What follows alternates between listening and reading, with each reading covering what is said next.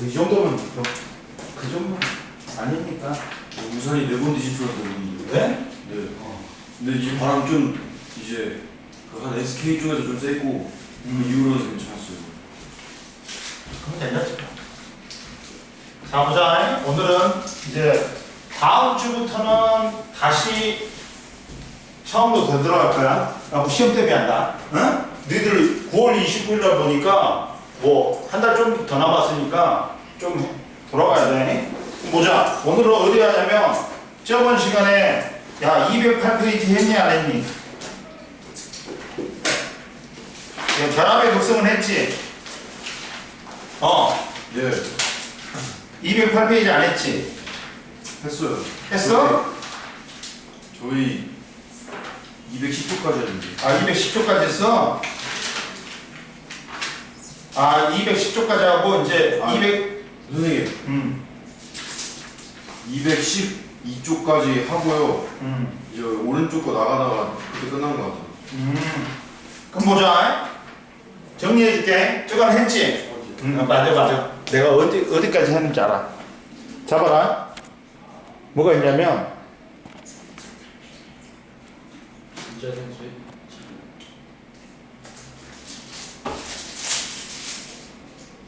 됐어.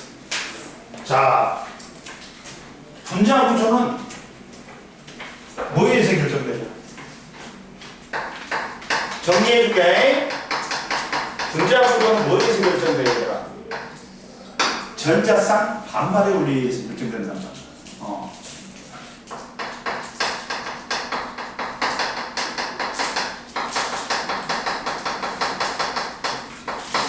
원리에 의해서 구성. 그래가지고 봐라. 첫 번째, 선생님, 자, 공유 전자쌍이건 비공유 전자쌍이거든. 전자쌍이기 때문에 반발력이 작용한단 말이에요. 그러다 보니까 근데 그 반발력 중에 누가 제일 크냐? 자, 반발력은 비공유가 제일 세. 그 다음 비공유. 그 다음 공유야. 왜 그러냐면 비공유는 한 원자에만 속해 있단 말이에요. 그래갖고 차지하는 공간이 커. 그러니까 밀어내고. 근데 공유는 두 원자에 어느 쪽에 치우치는데 차지하는 공간이 작단 말이야. 그러다 보니까 비공유의 반발력이 세다. 그러면 이 전자쌍이 몇 쌍이 있느냐? 최대한 전자쌍은 멀리 떨어져야 돼. 그래가지고 멀리 떨어져야지 안정적이니까 전자쌍 반발에 의한 최소화되는 구조로 된단 말이에요. 그래가지고 자, 첫 번째 중심 원자에 공유 전자쌍이 몇 쌍이 있냐, 비공유 전자쌍이 몇 쌍이 있냐에 따라 정해진다. 야, 두 쌍 빵이면 뭐야? 직선형이야. 180도야.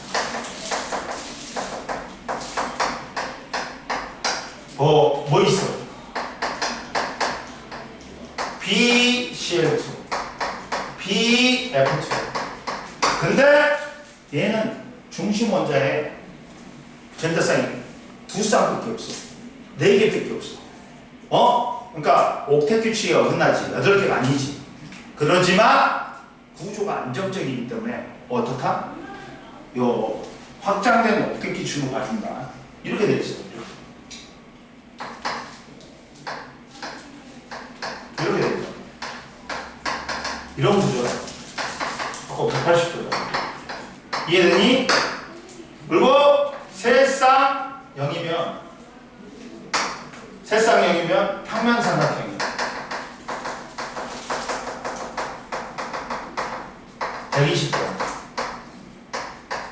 120도야. 얘가 뭐 있냐? BF3. BC였어. 얘는 이렇게 되지.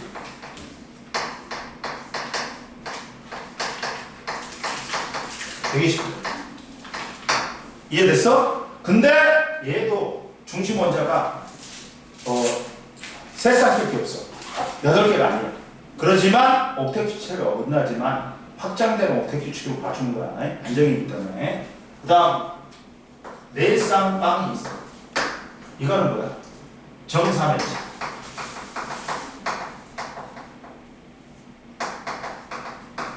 (109.5도) 어? 뭐 있어? 야, CH, 메테인도, CF, CCl. 이거는 이렇게 돼 있단 말이야.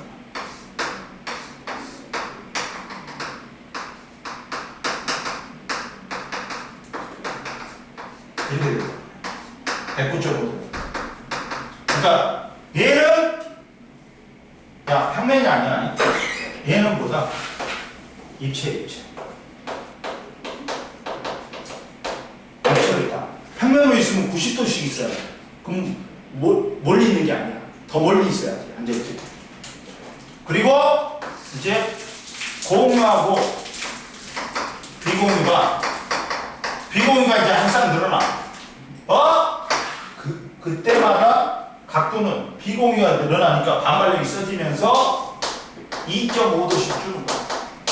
그리고 뭐가 있다? 삼각부령.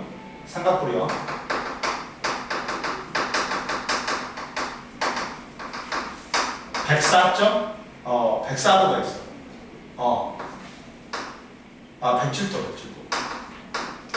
그러면 얘는 어떻게 되냐? 이거예요. 이렇게 있어.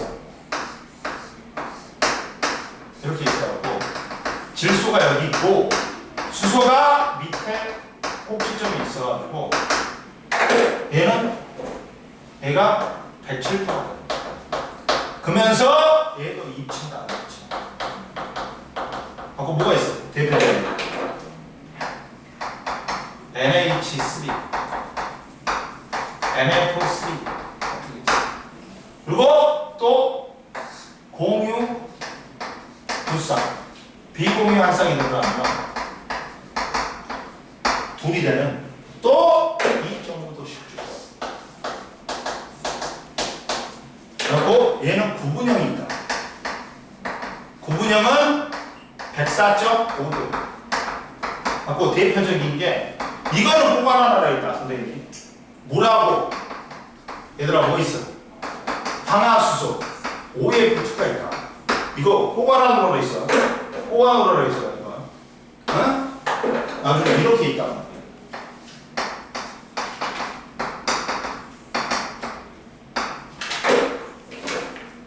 104.5.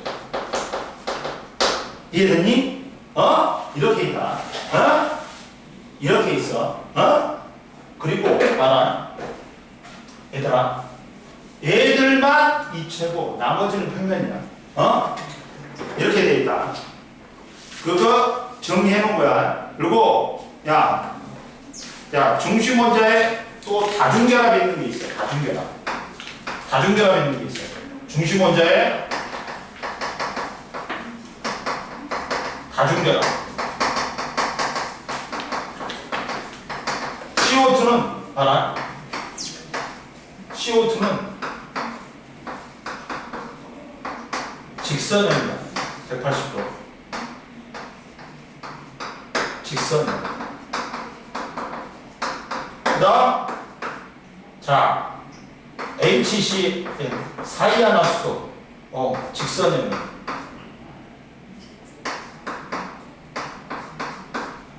180도. 직선형.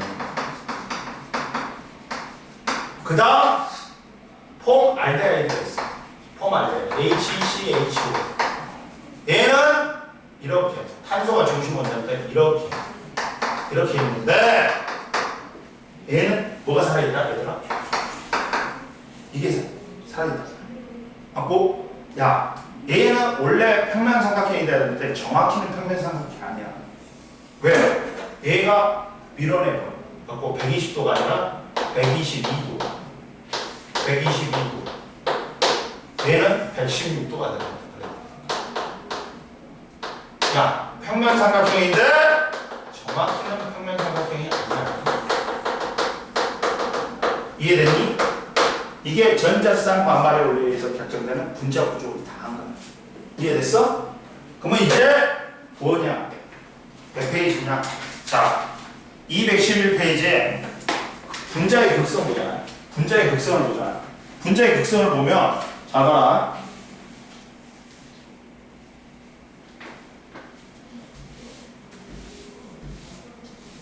분자의 극성을 보자.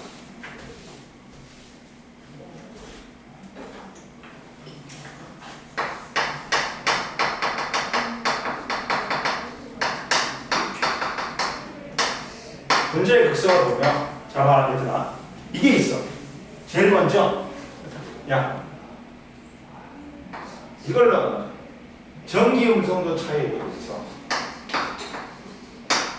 전기 음성도 차이가 있어. 무극성 공유가 나가고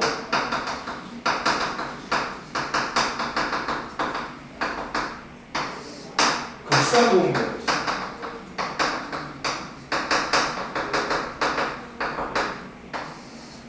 무극성 공유랍은 자 같은 것끼리라고 해. 그러니까 전기 음성도가 음성도 차가 0이. 그러니까 전자쌍이 어느 쪽으로 치우치지 않기 때문에 극성은 안 띄어. 뭐 있어? H2, O2, N2와 같이 같은 것들이야. 극성 공유라면 다른 것끼리 해요. 그러다 보니까 전기 음성도 차가 0이 아니야. 그럼 뭐가 있어? 다른 것끼리 해요. H2O, CO2, NH3, CH 등등이 있어. 응? 근데 이제 여기서 끝나는 게 아니라 이 극성 공유라면은 야 무조건 무극성 결합은 분자가 전하는 안 띄어. 무극성 분자가 되는 거야. 무극성 분자가 되는 거야. 얘는. 근데 극성 공유결합에서는 극성 공유결합에서는 쌍극자 모멘트 합에 따라 쌍극자 모멘트 합에 따라 쌍극자는 뭐야? 극성을 띄지. 그러면 전자가 어느 쪽으로 치우쳐. 갖고 전자를 잃은 놈은 플러스로 띄고 부분적으로 전자를 얻은 놈은 부분적으로 마이너스로 띄어. 한 분자 내에 극성이 두 개지. 이걸 쌍극자라고 해요. 근데 플러스에서 마이너스 쪽으로 힘이 작아.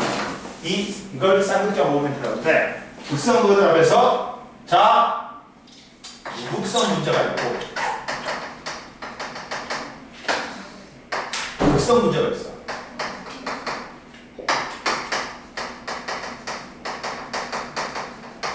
무극성 분자는 대칭형으로 생겼어요.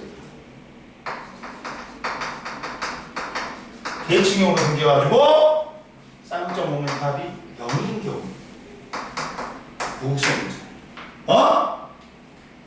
뭐? 대칭형으로 생긴. 야, 이온자 분자 중에 직선형 H2, O2, N2 같은 거. 직선형. 그리고 BF3는 평면삼 같은 거.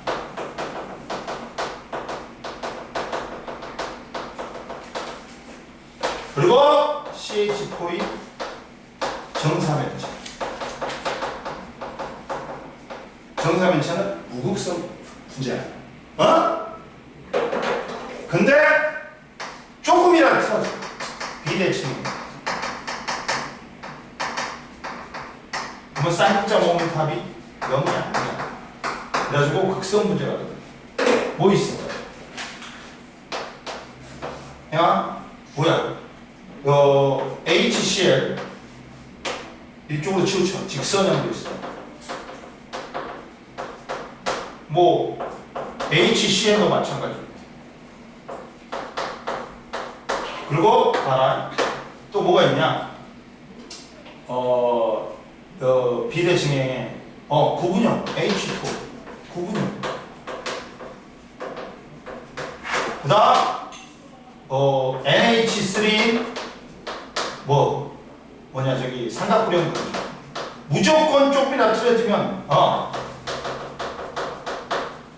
비대칭이 되면서 봐라. 여기서도 봐라. 이런 게 있어. 여기서도 봐라. HCl도 봐라. 2.1, 2.5. 쌍극적 모멘트 0이 아니야. 살아있어. 그 다음, 그냥 구분형인 H2O도 위쪽이 살아있다. 위쪽이 살아있다. 그 다음, NH3.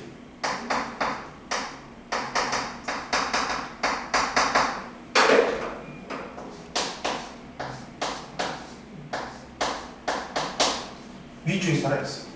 그리고 자 HCHO 홈알데하이드 선생님 아까 좀 말했지. 얘는 정확히는 평면상승은 아니라 조금이라도 틀어졌지. 비대칭인데 자 이렇게 위로 살아있어. 그리고 자 CH3Cl이 있어.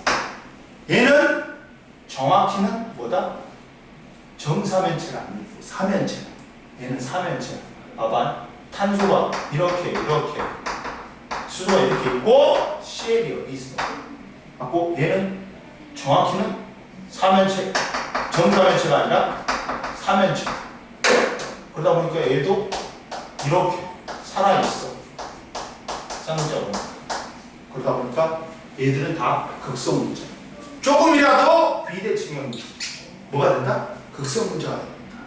이해됐지? 봐. 제일 밑에 봐.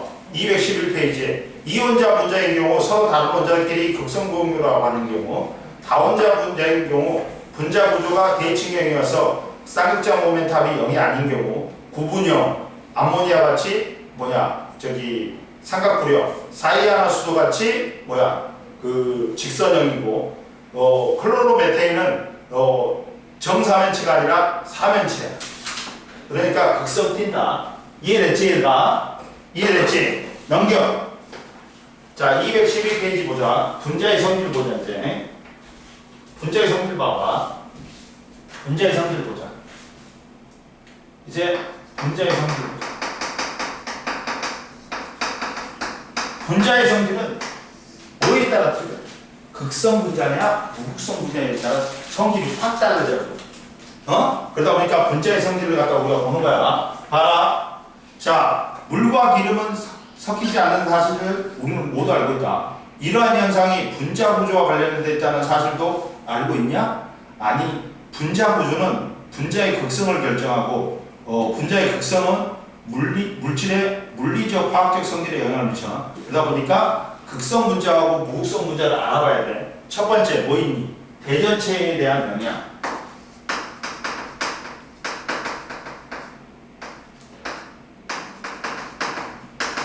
야, 극성 분자는 부분적으로 플러스나 마이너스를 띄어. 그러다 보니까 야, 극성 분자는 물을 갖다 졸졸졸 흘려. 콸콸 트는 거 아니고 아주. 그러면 자, 대전체를 갖다 대면 얘가 휘어져. 왜? 전기력을 받기 때문에. 플러스면 마이너스 3분이 산소 부분이 달려와갖고 인력이 작용하고 휘어져. 그리고 마이너스 대전체 갖다 대지. 그러면 플러스 부분이 수소 부분이 달려와갖고 휘어져. 즉 대전체의 전기력에 영향을 받는다. 극성 분자는. 근데 무극성 분자는 플러스가 마이너스가 안 되기 때문에 대전체에 영향을 안 받아. 봐라. 극성 분자는 액체 상태의 극성 물질에 대전체를 가까이 하면 액체 줄기가 대전체 쪽으로 끌려온다. 마이너스 대전체를 가까이 되면 부분적으로 양전할 때는 수소 부분이 끌려오고, 플러스 대전체를 가까이 되면 부분적으로 음전할 때 산소 부분이 끌려온다. 그리고 무극성 분자는 액체 상태의 무극성 물질에 대해 대전체를 가까이 해도 액체 줄기가 끌려오지 않는다. 왜? 무극성 물질인 NXA는 플러스나 마이너스 대전체를 가까이 해도 극성은 안 되기 때문에 끌려오지 않는다. 그리고 두 번째, 전기장 속의 배열. 당연히 전기장을 걸어주면 극성 물질은 야 액체나 고체를 하면 안 돼. 기체 상태의 극성 분자는 전기장 속에서 일정한 방향으로 배열한다. 자, 플러스 부분은 마이너스 부분으로 향하고 마이너스 부분은 플러스 부분으로 향해.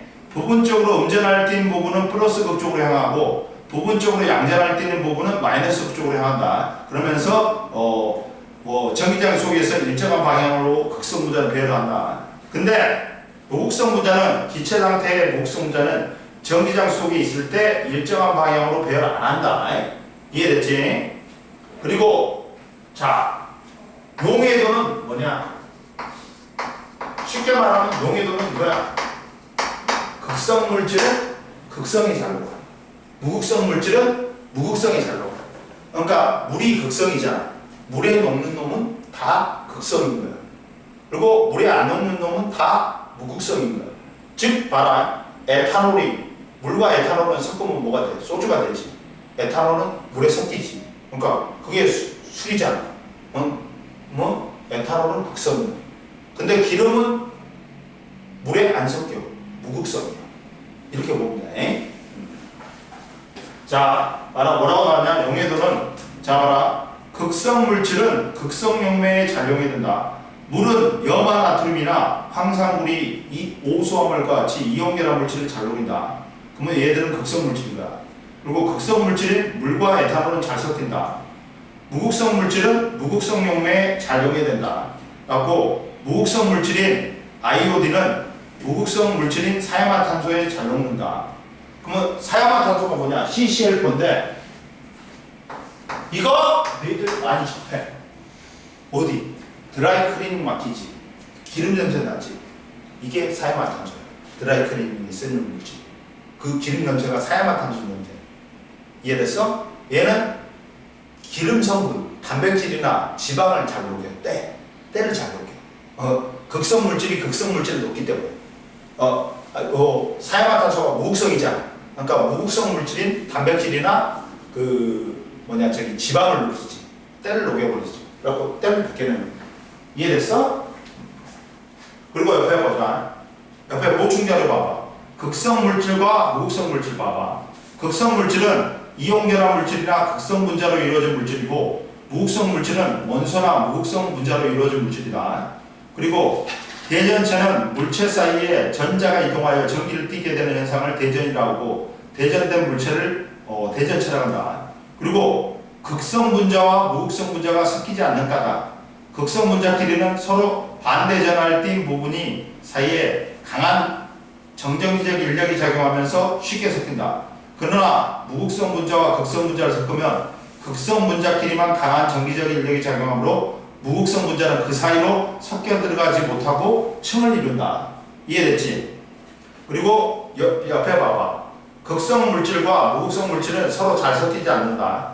극성 물질인 물은 무극성 물질인 NXA나 기름하고 혼합하면 섞이지 않고 밀도가 큰 물이 밑으로 내려가고 NXA는 밀도가 작기 때문에 위로 뜨면서 분리된다.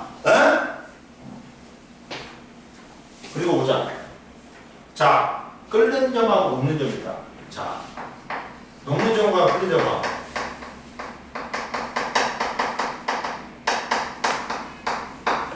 얘들아, 녹는 점, 끓는 점은 뭐에 의해서 있는 거냐? 분자, 그렇지. 분자 간의 인력이야. 근데 분자 간의 인력에 영향을 주는 놈이 세 개야, 세 개. 첫 번째가 써놔라. 극성 분자가 분자량이 비쌀 때 극성 분자가 전기적 인력이 작용하기 때문에 센 거예요. 분자가 돼요. 그 다음이 수소계다. 그 다음 무극성 분자 같은 경우는 분자량에 의해서 분자량이 클수록 센 거예요. 이 세 개에서 결정된다. 야, 분자량이 비슷할 때 극성 분자냐 무극성 분자에 의해서 녹는 점 끓는 점이 결정돼요. 그리고 극성 분자고 수소기라면 물이 봐봐. 암모니아가 극성 분자예요. 근데 분자량은 17이에요. 그리고 물은 분자량 극성 분자고 수소결합이야. 분자량이 18이야. 근데 끓는 점 녹는 점이 훨씬 차이 납니다. 봐봐. 자, 녹는 점 끓는 점은 일반적으로 분자량이 비슷한 경우 분자의 극성이 클수록 녹는 점 끓는 점이 높다. 왜? 극성 분자끼리는 서로 반대 전할팀 부분 사이에 강한 정전기적 인력이 작용으로 무극성 분자보다 분자 사이 인력이 세다. 분자 사이 인력이 강할수록 융해하거나 기화하는 데 더 많은 에너지가 필요하므로 극성 물질이 무극성 물질보다 융해열, 기화열 비율이 크다. 자, 메테인하고 암모니아는 둘 다 분자량이 16하고 17인데 메테인은 무극성 분자야. 암모니아는 극성 분자야. 근데 녹는 점이 메테인은 마이너스 183도고 끓는 점이 161도야. 근데 암모니아는 녹는 점이 마이너스 78도, 끓는 점이 33도야. 높아, 암모니아가. 근데 물은 녹는 점이 0도고 끓는 점이 100도야. 왜? 극성 분자하고 수소 결합까지 포함하기 때문에 얘는 엄청 높단 말이야. 이해됐어? 그리고 무극성 분자인 산소하고 극성 분자인 황화수소하고 분자량은 32하고 34인데 녹는 점이 219도하고 마이너스 219도하고 86도로 차이가 난단 말이야. 이해됐지? 야, 녹는 점 끓는 점은 분자 간의 인력이야. 그러면 뭐가 작용한다고? 극성 분자냐 무극성 분자. 그 다음 수소결합, 그 다음에 분자량이 결정한다. 그리고 옆에 봐라. 분자 구조와 물리적 화학적 성질 봐봐. 에탄올과 디에틸 에테르는 분자식이 C2H6O로 같지만 분자 구조가 다르다. 따라서 두 물질은 녹는 점, 끓는 점, 물에 대한 용해도 화학적 성질이 다르다. 그 다음 볼까는? 올라와 이제. 자, 극성 분자와 무극성 분자의 성질 봐봐.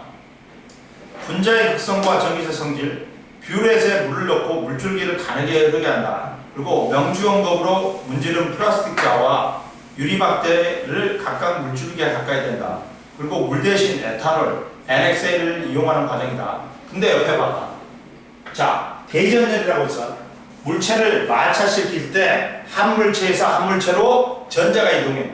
그래서 전자를 잃은 물질은 플러스로 대전되고 전자를 얻은 물질은 마이너스로 대전돼. 이때 대전열은 뭐냐면 어떤 놈이 더 플러스로 대전되고 어떤 놈이 더 마이너스로 대전되는지 비교하는 거야. 두 종류의 물질을 마찰했을 때 플러스 전화와 마이너스 전화를 띠는 물질을 순서대로 나열한 것으로 대전열이라고 한다. 대전열은 플러스를 띠기 쉬운 물질부터 순서대로 나열한다. 플러스를 띠기 쉬운 물질은 털가죽, 유리, 명주, 나무, 철, 고무, 플라스틱이야. 플라스틱 쪽으로 할수록 마이너스다. 그러면 야, 명주보다 플라스틱자가 더 플러스니까 명주는 플러스고 플라스틱자는 마이너스로 대전되고 명주하고 유리막대를 문질렀지. 그러면 유리막대가 플러스, 명주원검이 마이너스로 대전돼. 그러면 유리막대는 플러스로 대전되고 플라스틱자는 마이너스로 대전돼. 그러면 물은 플라스틱자나 유리막대에 둘 다 끌려와. 극성 물질이기 때문에 물이. 에탄올도 끌려와. 극성 물질이기 때문에. NXA는 끌려오지 않는다. 왜? 무극성 물질이니까. 그러면 해석은 플라스틱자와 유리막대를 명주원검으로 문질렀을 때 변하는 플라스틱자는 마이너스로 대전되어가지고 마이너스 전을 띠고 유리막대는 대전되어 플러스 전을 띈다. 물과 에탄올 액체 줄기가 끌려오는 까닭 명주원검으로 문지른 플라스틱자와 유리막대는 대전체다. 물과 에탄올은 극성 물질이니까 분자 내에 부분적인 양전화 음전할 띈 부분이 있으므로 액체 줄기를 대전체에 가까이 되면 액체 줄기가 대전체 쪽으로 끌려온다. 근데 NXA는 액체 줄기가 끌려오지 않는 까닭은 NXA는 무극성 물질이니까 대전체를 가까이 해도 액체 줄기가 끌려오지 않는다. 그리고 다른 실험 봐봐.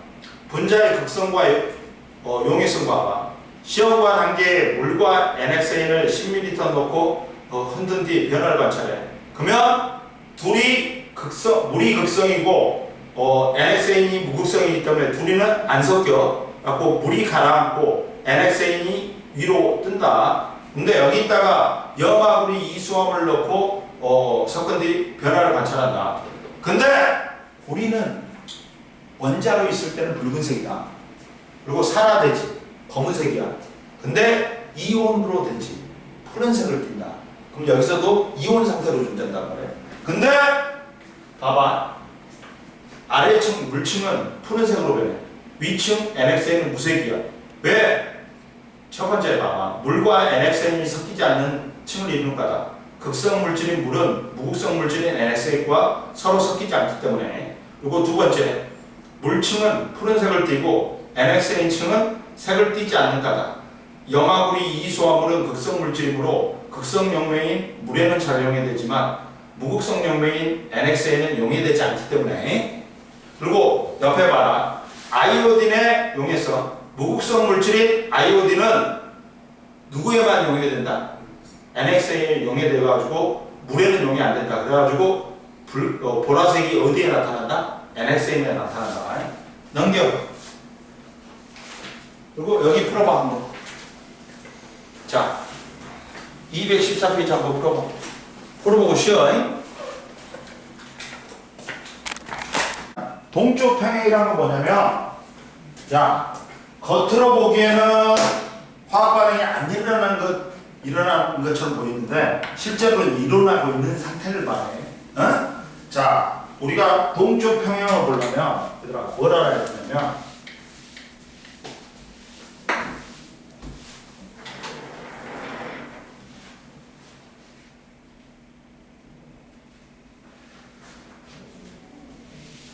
그 새끼 교회 가가지고 요 성택이 교회 가가지고 여자 만난 거잖아. 어? 그래갖고 교회를 갔다 졸라 열심히 다니더라. 그러더니 여자를 사귀다 그러더라. 그렇지 경진이가 뭐 믿음이 있기 위해서 다녔겠어? 어? 지금 뭐 형들하고 놀기 편하니까 다니지. 그러다가 연애도 하는 거지. 겸사겸사. 어? 그래도 능력은 좋다. 잡아봐. 동적 평행 상태를 보라. 동적 평행 상태를 보려면 뭘 알아야 돼? 가역 반응을 알아야 돼. 가역 반응은 뭐냐? 야, 우리가 첫 번째 이제 정 반응하고 역 반응이 있어. 어? 정 반응하고 역 반응이 있는데.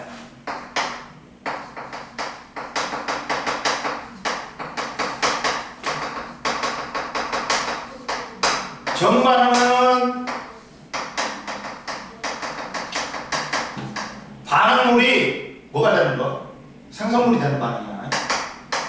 반응물이 생성물이 되는 거야. 그 화살표가 오른쪽으로 향해.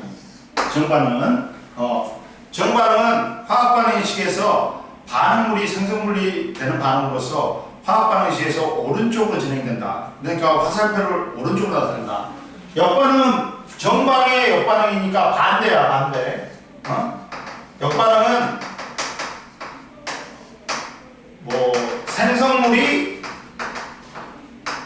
반응물이 되는 반응. 갖고 화살표 왼쪽으로 움직이는 반응이다. 그랬을 때 이 정반응은 반응물이 생성물이 되는 거고 오른쪽으로 움직여. 역반응은 생성물이 반대로 반응물로 변하는 거야. 왼쪽으로 움직여. 그랬을 때 가역 반응하고 비가역 반응이 있어.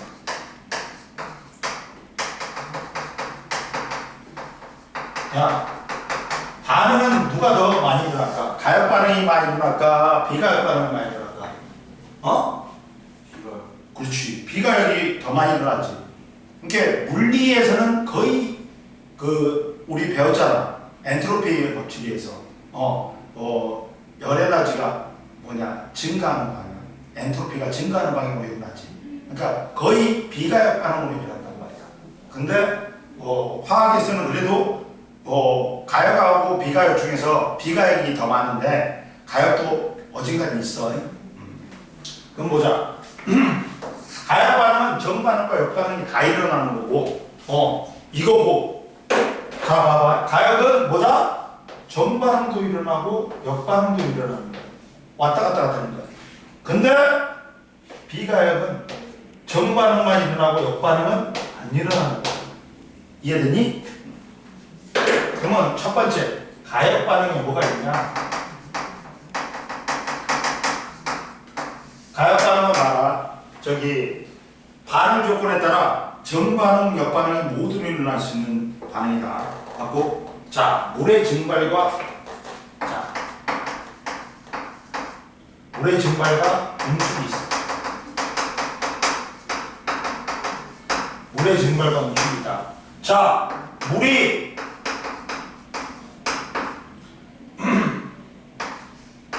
가만히 있으면 뭘로 증발해? 열을 주변에 열을 흡수해가지고 수증기로 되지. 그리고 물이 많이 있으면 공기 중에 많이 있으면 이것들이 응축해가지고 다시 물로 바뀌어, 액체로 바뀌어. 이게 이거야. 그리고 물이 수증기로 바뀌는 게 정반응. 그다음 물이 수증기가 물로 연결되는 게 응축되는 게 역반응이야. 이거는 가역 반응이지. 근데 여기 알아. 그리고 또 야, 우리가 화학 반응에서 물이 검출됐는지 알아보는 종이가 있어. 염화 코발트 종이가 있어. 여기다가 푸른색의 염화 코발트 종이에다가 물을 뿌리지. 그러면 무슨 색으로 변해? 붉은색으로 변해. 응? 그러면 이 화학 실험에서 물이 생성됐구나 알 수 있다. 자, 염화 코발트 종이는 염화 코발트 뭐냐?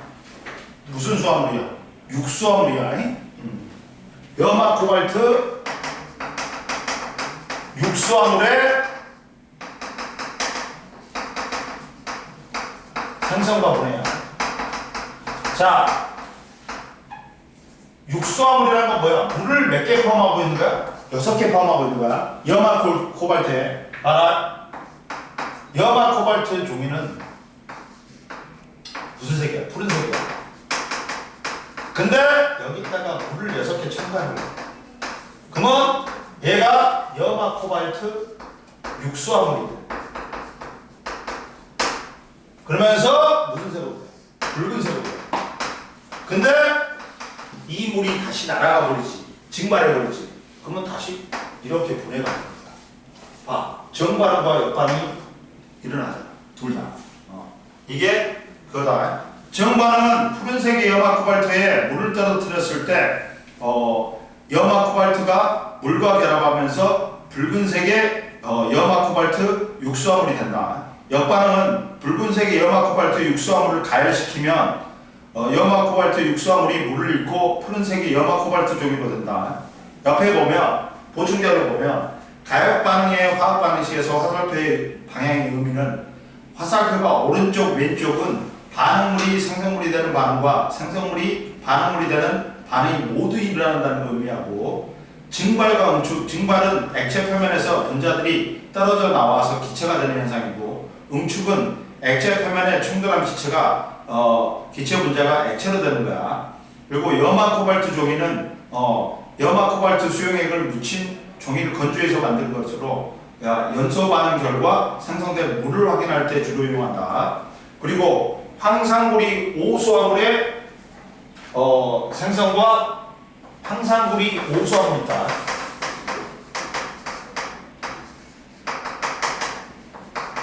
물의 생성과 분해야.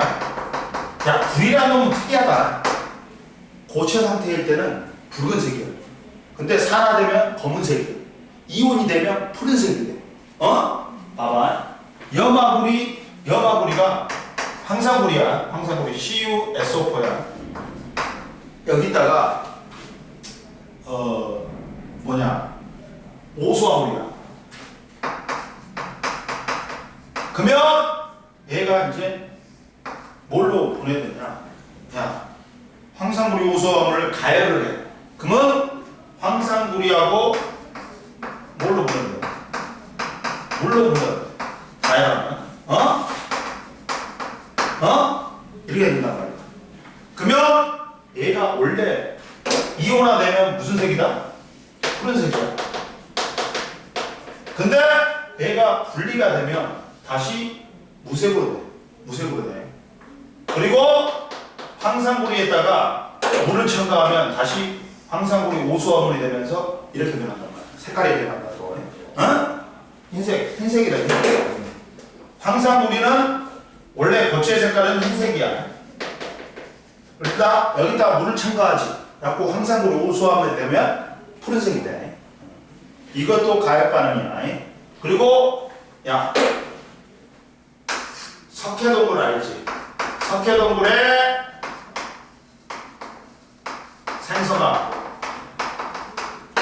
생선과 석회동굴 그 다음에 종이석 석순이야. 석회동굴 종유석 석순이야. 자, 석회암지대 알아? 야, 석회암지대 야, 탄산칼슘 지대에 지하수에 이산화탄소가 녹아들어가. 그러면 동굴이 생겨. 파요. 갖고 위에서 뭐 자라면 이걸 종유석이라고 그래. 석회가 밑에서 자라면 뭐라고 그래? 석순이라고 그래. 그리고 이게 만나면 석주라고 그래. 봐봐. 그러면 석회동굴은 봐라. 탄산칼슘 지역에 지하수에 뭐가 이산화탄소가 녹아. 그러면 석회동굴이 돼. 이거는 석회동굴이야. 뭐가 되냐? 탄산수 칼슘이 되는 거야. 탄산수 칼슘이 돼. 이게 정관은 석회동굴이 되는 거야. 근데 얘가 이렇게 되면 여기서 물하고 이산화탄소가 나오면서 얘가 탄산칼슘이 쌓이면서 자란단 말이야. 이거는 종유석하고 석순. 이해되니? 가지고 봐봐. 정반응은 석회암의 주성분인 탄산칼슘이 이산화탄소를 포함한 물과 반응하여 탄산수소 칼슘을 생성하면서 석회동굴이 만들어진다. 역반응은 탄산수소 칼슘 수용액에서 물이 증발하고 이산화탄소가 빠져나가면 탄산칼슘이 석출되면서 석회동굴 천장에 종유석이 만들어지고 석회동굴 바닥에 석순이 만들어진다. 야, 이번에 니들 수학여행 간다면서 끝나고 명절 지나면 그러면 그 석회동굴 가지. 그러면 시원하다. 들어가면 왜? 물이 증발하면서 이렇게 되면서 물이 증발하면서 주변에 열을 갖다가 빼앗아 가잖아. 그러니까 시원해지는 거야. 그러면서 자, 이것들은 다 가역 반응이야. 근데 비가역 반응도 있다. 비가역 반응이 훨씬 많아. 비가역 반응은 봐. 원래대로 되돌아오지 않는 거야. 정반응만 일어난다. 비가역 반응은 봐라. 비가역 반응은 뭐야? 뭐가 있냐? 첫 번째가 연소가 있어. 연소. 물질 타는 거. 자, 연소 반응. 자, 비가역 반응은 정반응만 일어나거나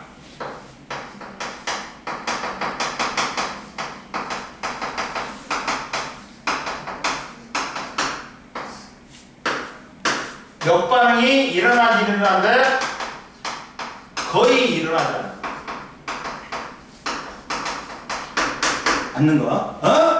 온리 정반응만 일어나거나 정반응에 비해서 역반응이 거의 일어나지 않는 반응이다. 갖고 연소 반응이 있어. 연소는 야, 나무를 태워.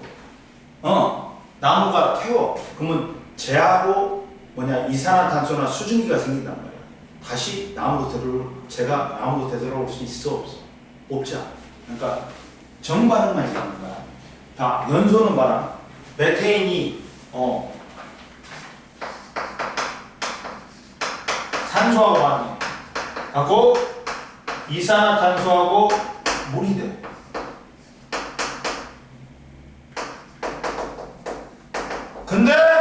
다시 얘가 되돌아올 수는 없단 말이야. 되돌아올 메테인하고 이걸로 될 수 없다. 어? 그리고 봐라. 또 뭐가 있어? 연소 말고. 또 뭐가 있냐? 자, 기체 발생. 기체 발생. 기체 발생하는 경우 뭐 있어? 배웠잖아. 뭐였나? 금속하고 산하고 반응. 그러면 수소기체 발생한다. 수소기체 발생.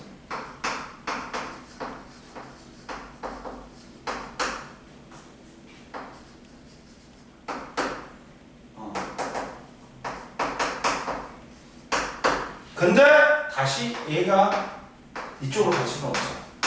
얘들은 두 개는 온리 뭐만 일어나? 정반응만. 1, 2번은 뭐만 일어난다고? 반대로 절대 못 가. 정반응만 일어나. 근데 이제 3번 봐. 3번에는 중화반응은, 자, 중화반응은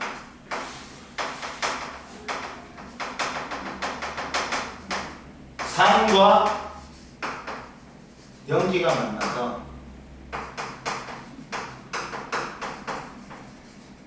중성이 뭐가 만들어져? 물과 염이 만들어져. 근데 얘는 조금은 일어나. 그래도 몇 반응이. 근데 정반응에 비해서 거의 일어나지 않는 걸로 보면 돼. 이해됐어?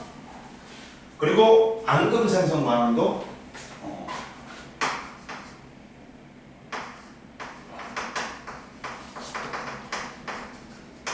질산은하고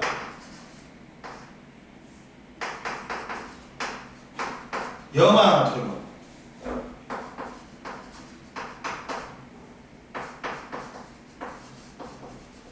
반응하면 AgCl이라는 염화원이라는 흰색 앙금이 생기고 나머지 질산나트륨 염이 생겨. 근데 얘도 뭐는 일어나? 정반응이 우세하게 일어나. 그 역반응이 일어나게 일어나. 그렇지만 정반응이 우세하게 일어나니까 얘도 비가역 반응을 본다. 이런 것들이 정반응이만 일어나거나 정반응에 비해 역반응이 거의 안 일어나는 반응. 이게 비가역 반응이다. 근데 비가역 반응이 더 많다. 일반적으로는 그 다음 이제 올라와 봐. 235페이지 235페이지 와봐. 이제 동쪽 평형을 보자. 동쪽 평형을 보자. 이제 좋네. 야, 너희 이번 주부터 학교 나가니까 빡세? 일어나기 빡세지? 괜찮아? 너는? 야, 하원이는 너희 이제 클리닉 무조건 해 이제. 이제 시험 대비해야 되니까 하원아. 너 그리고 야 버릇 들면 안 하게 돼. 알았지? 하원아, 이 학기는 지금 내신 성적 엄청 뽑아야 되잖아. 알았지? 저번같이 1학기같이 하면 안 된다. 알았지? 그럼 보자. 동쪽 평형을 보자 이제. 동쪽 평형을 보면 동쪽 평형은 뭐라 했어? 화학 반응이 일어나고 있는데 실제로 일어나고 있는데 겉으로 보면 일어나지 않는 것처럼 보이는 상태를 뭐라고 해요? 동쪽 평형이라고 해. 정반응과 역반응이 동시에 일어나. 근데 정반응 속도하고 역반응 속도하고 같다 보니까 평형 상태야. 동쪽으로는 바깥에서는 보기에는 언뜻 보기에는 겉으로 보기에는 안 일어나는 것처럼 보여. 그러나 반응이 일어나고 있다 실제로.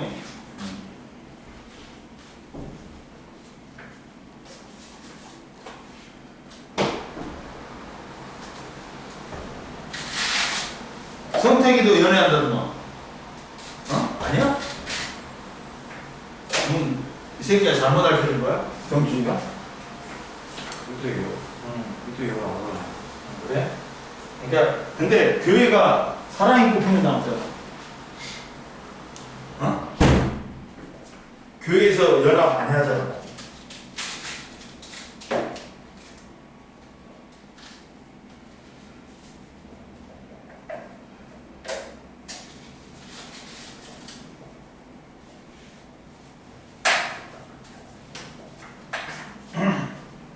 봐라.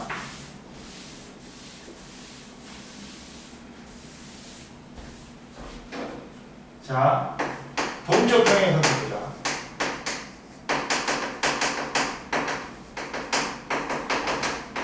동적 평행 상태는 자, 동적 평형은 뭐냐? 가역 반응에서 전 반응 속도하고 옆 반응 속도가 같아서 겉보기에는 변화가 일어나지 않는 것처럼 보이는 상태라고 했어. 동적 평형은 뭐라고?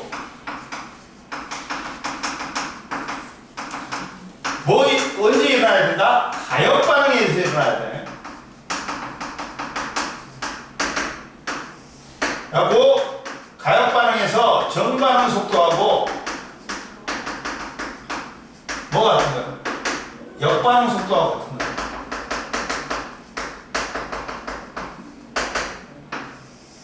그래가지고 이게 어떻게 된 거다?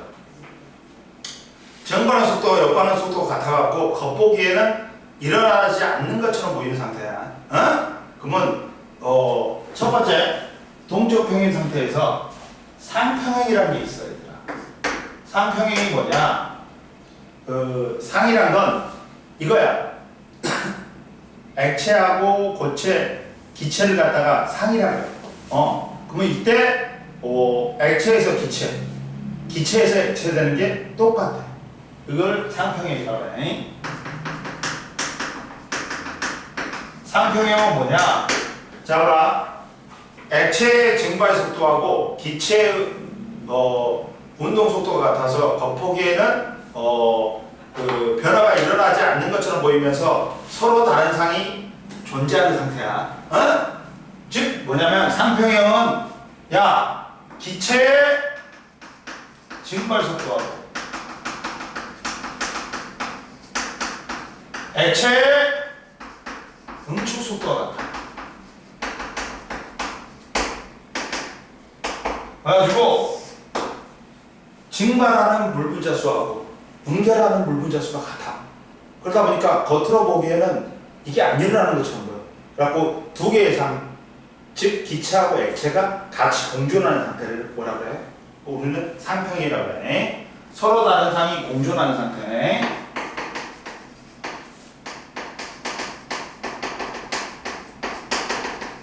그래가지고 봐봐. 그러니까 이런 거야. 여기에 제일 처음에 둥근 플라스크에 뭘 넣는다? 물을 집어넣었어. 그러면 제일 처음에는 여기만 채우려고 해. 나가려는 게 많아. 나가려는 게 많아. 응? 그때는 증발 속도하고 여기에 수증기 문제가 없기 때문에 막 실험했을 때는 증발 속도가 응축 속도보다 압도적으로 높아. 응? 이해되니? 나도 이제 여기다 물 분자를 채워. 그러다가 이제 점차 응축 속도가 커져. 이제 증발만 하는 게 아니라 이제 뭐야? 응축도 해.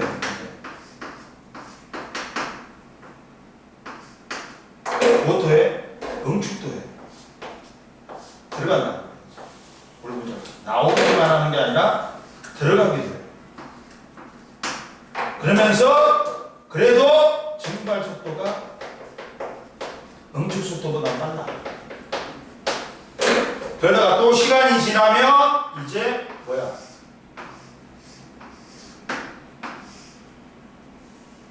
자, 시간이 지나면 이제 응축 속도하고 증발 속도하고 같아지는 상태야.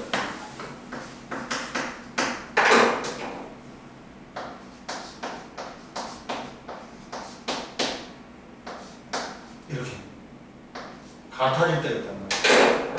이게 동쪽평행. 이게 동쪽평행 상태야. 봐라. 일정 온도에서 일정 온도 중요하다.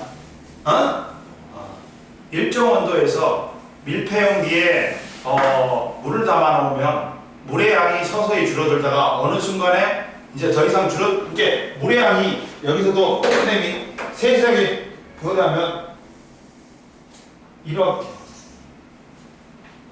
세세하게 표현하면 이렇게 해야 돼. 그럼 이 상태가 되면 이제 더 이상 줄어들지 않아. 왜? 들어온 놈하고 나가는 놈이 똑같기 때문에 무자수가. 이해됐어? 그러면 보자. 그리고 처음에는 물의 증발 속도가 수증기의 응축 속도가 빠르지만 점점 수증기의 응축 속도가 빨라져서 물의 증발 속도와 수증기의 응축 속도가 같아지는 동쪽 평형 상태에 도달하기 때문이다. 이때 동쪽 평형 상태에서는 증발 속도와 응축 속도가 같으므로 밀폐용기에 들어있는 물과 수증기 양은 일정하다. 이해됐지? 즉 이 상태가 되겠습니다. 자, H2O 리퀴드가 H2O 가스가 되면 이거는 증발이야. 반대로 이게 되면 응축이야. 근데 이때 이걸 그래프로 그려보면 이렇게 돼.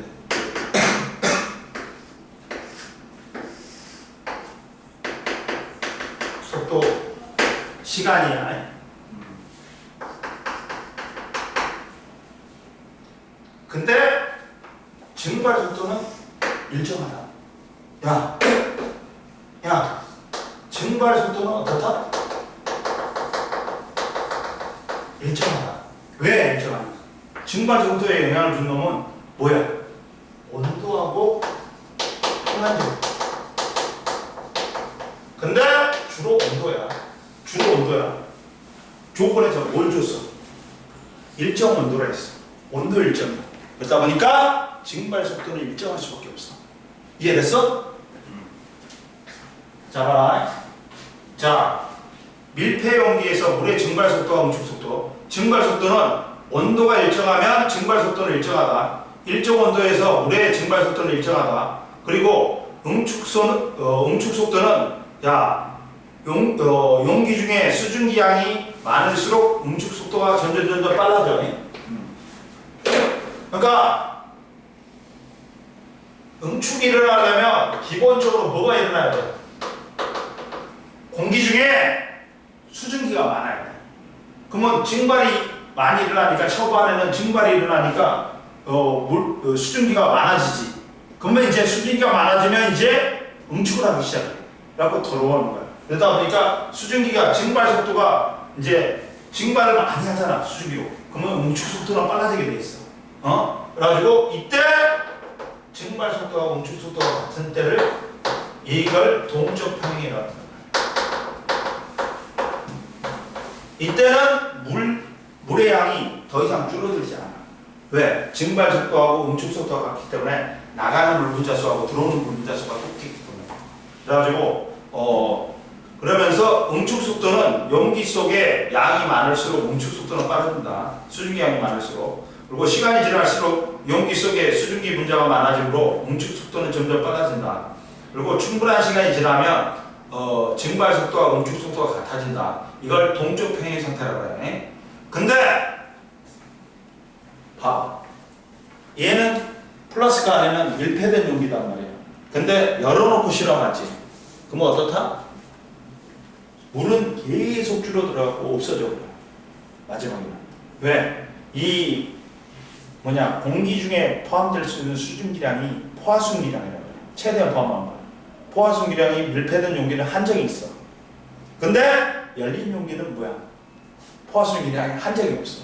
그러니까 다 증발해버리지. 이해됐지? 그러면 옆에 봐라. 열린 용기에서 물의 증발은 봐라. 열린 용기에서는 물의 증발 속도가 수증기의 응축 속도보다 빨라.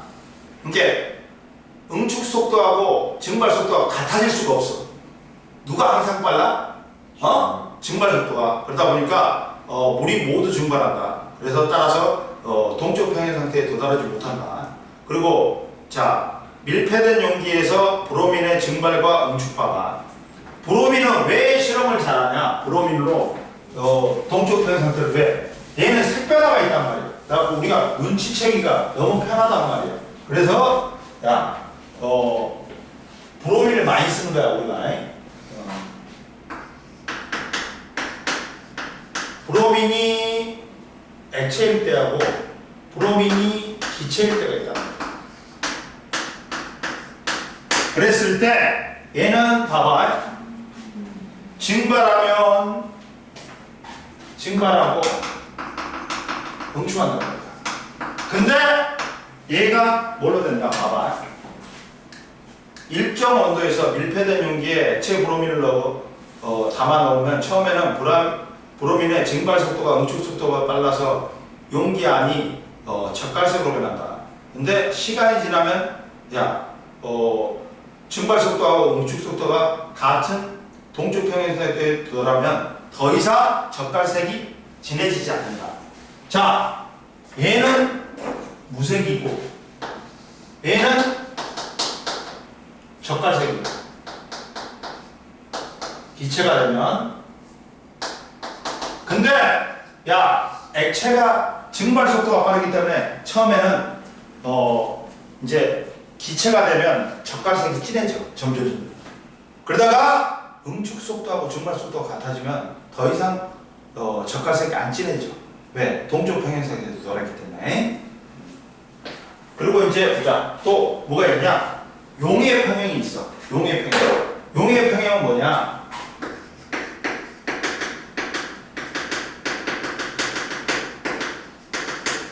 이거야. 물에다가 소금을요. 근데 한정없이 녹일 수 있는 거 아니잖아. 물의 양이 한정이 있으면 녹일 수 있는 소금의 양도 한정이 있어. 왜? 용해도가 결정되기 때문에 물 100g에 녹일 수 있는 최대한 녹일 수 있는 양이 물질의 특성이야. 그럼 봐봐. 용의 평형은 용질의 용의 속도와 석출 속도가 같아서 가역 변화에서 용질의 용의 속도하고 석출 속도하고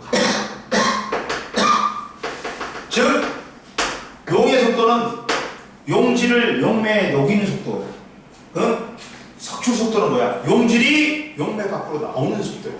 그러면 녹는 양하고 나오는 양이 같아져 버리니까 겉에서는 보면 반응이 안 일어난 것처럼 보이지만 반응이 일어난다. 이게 동쪽 평행이니까 또 그래갖고 용의 평행이라고 해. 뭐냐면 자 봐라. 거기에 일정 온도에서 또 용의 속도는 뭐에서 결정된다? 온도. 고초의 용해도는 뭐에 비례해? 온도에 비례해. 믹스커피가 뭐에 잘 녹아? 뜨거운 물. 그러니까 온도에 비례한다. 그래갖고 일정 온도면 용의 속도는 일정 온도에서 일정량의 물에 설탕을 계속 넣으면 설탕이 녹다가 어느 순간 더 이상 녹지 않고 가라앉아서 설탕이 더 이상 녹지 않은 것처럼 보인다. 처음에는 용의 속도가 석출 속도 빠르지만 점점 석출 속도가 빨라지면서 용의 속도와 석출 속도가 같은 동쪽 평행 상태에 도달하기 때문이다. 그러면 동쪽 평행 상태에 도달하면 용의 속도와 석출 속도가 같으니까 용액의 몰농도는 뭐냐? 용액의 부피분의 용질의 몰수, 입자수야. 부피는 그대로잖아. 용액의 부피는. 근데 녹일 수 있는 양이 정해져 버리지. 입자수가. 그러니까 왜? 동쪽 평행 상태에 들어가면 들어가는 용질의 입자수하고 나오는 입자수하고 같으니까 녹아있는 용질의 입자수가 일정하지. 그러니까 몰농도가 일정한 거야. 이해됐어? 그러면서 설탕 용질이라고 물 용매를 갖다가 용해시키면 설탕물이 되는데, 그리고 설탕물이 이제 석출이 되면 설탕하고 물로 나뉜다. 그리고 옆에 보면 처음에는 용의 속도가 석출 속도가 졸라 빨라. 얘는 덜 녹인 상태, 불포화 상태야. 그리고 시간이 지나면 용의 속도가 석출 속도보다 조금 빨라. 이때도 더 녹일 수 있는 불포화 상태야. 근데 이제 용의 속도하고 석출 속도가 같아지는 포화용액이 됐지. 그러면 이제 그때는 더 이상 이제 녹지도 않고 석출되지도 않는 것처럼 보이지. 그러나 속도는 똑같다. 그래갖고 그때는 포화용액이야. 응? 그래갖고 옆에 나왔잖아. 용액의 종류는 봐봐. 뭐가 있냐? 포화용액은 용매의 용질이 최대한 녹아서 더 이상 녹지 않는 상태로 용액으로, 포화용액은 동쪽 평행 상태에 도달한 용액이다. 불포화용액은 포화용액보다 용질이 적게 녹아있는 용액으로서 더 녹일 수 있다. 넘겨.